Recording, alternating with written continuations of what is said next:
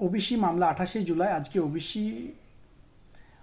OBC যে hearing date ছিল, final hearing date, সেটার জন্য আজকে সুপ্রিম কোর্টে ওবিসি কেসের শুনানি ছিল। তো সেখানে আজকে কি হয়েছে বিষয়টা, সুপ্রিম কোর্টের প্রধান বিচারপতি কি বললেন, সেই বিষয়ে আজকে আলোচনার জন্য এলাম। তো এর আগে হাইকোর্ট কী করেছিল? হাইকোর্ট করেছিল যে ওবিসি সম্প্রদায়ের যে 144টি কাস্ট নিয়ে যে প্রবলেম হয়েছিল, যে সমস্যা হয়েছিল, অর্থাৎ তার জন্যে যে ওবিসি সম্প্রদায়ের 144টি কাস্ট সম্পূর্ণ এটা বেআইনিভাবে নিয়োগ করা হয়েছে।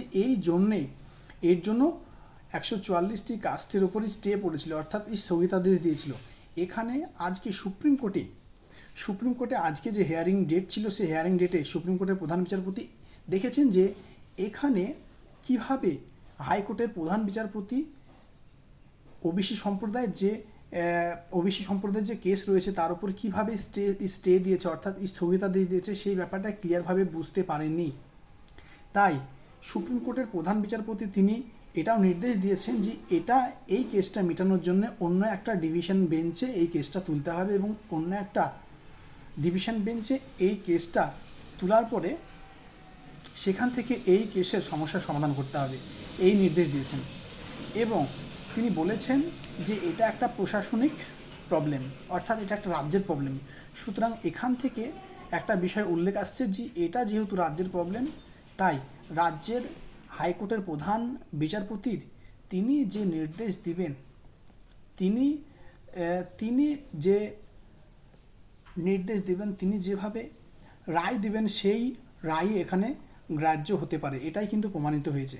কিন্তু আর একটা বিষয়, সেটা হচ্ছে রাজ্যের হাইকোর্টের প্রধান বিচারপতি ওবিসি শুনানির যে মামলা রয়েছিল তার উপর যে স্টে অর্থাৎ স্থগিতাদেশ দিয়েছিল, সেটার উপরে আবার সুপ্রিম কোর্টের প্রধান বিচারপতি আবার ওরই উপরে স্টে অর্থাৎ স্থগিতাদেশ দিলেন।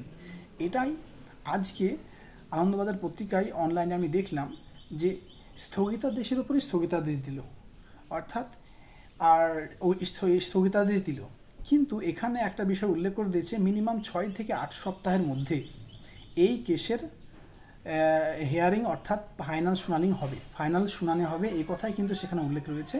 তাই আশা রাখা যায় যে মিনিমাম 1.5 থেকে 2 মাসের মধ্যে এই ওবিসি কেসের মামলা হয়তো মিটতে পারে, মেবি, এটা আশা রাখা যাক। তবে একটা আশার আলো, সেটা হচ্ছে ওবিসি এ এবং বি থাকতে পারে স্থায়িত্ব হিসাবে, এটা কিন্তু আশা রাখা যায়। তো এটাই হচ্ছে আজকের একটু ভালো খবর বলতে পারো। আদারওয়াইজ যে ওবিসি হিয়ারিংয়ের ডেট আজকে ছিল, সে ওবিসি হিয়ারিংয়ের ডেট কিন্তু সম্পূর্ণভাবে ক্লিয়ার হলো না। তো এটাই হচ্ছে দুঃখের খবর। তো দেখা যাক, পরবর্তী সময়ে আশা রাখছি যে 6 থেকে 8 সপ্তাহের মধ্যে যেন পুরো কেসটা যেন মিটে যায়, এবং পুলিশের যে সমস্ত পরীক্ষাগুলো আটকে রয়েছে, WBP কনস্টেবল এবং কলকাতা পুলিশ কনস্টেবল, এছাড়াও WBP SI, এছাড়াও PSC এবং PSC ক্লার্কশিপ এবং মিসলিনিয়াসের মেন্স রয়েছে, WBCS রয়েছে, এক্সাম রয়েছে। তো সেই সমস্ত এক্সামগুলো যেন ভালোভাবে সম্পন্ন হোক, তো সেই আশা রেখেই যেন তাড়াতাড়ি খুব দ্রুতভাবে এই মামলা নিষ্পত্তি হোক, এটা আমরা আশা রাখবো।